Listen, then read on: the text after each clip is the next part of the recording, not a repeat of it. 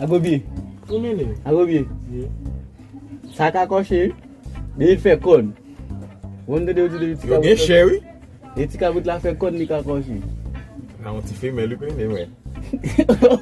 Hey, Femelle li koumene. de pap gad. Sa pa bon nou men. Di pa bon? Non?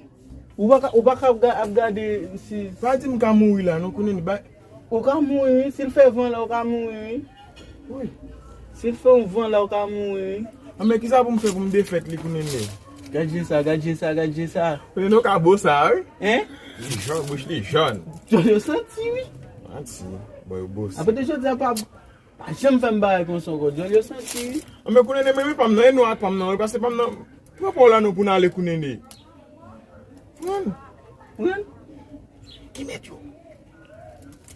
Minister, eh? Non, mwen men kabrit. Mwen ven yo gou, yo sek. Sa va fwa, eh? Mwen pa mwen ale frem.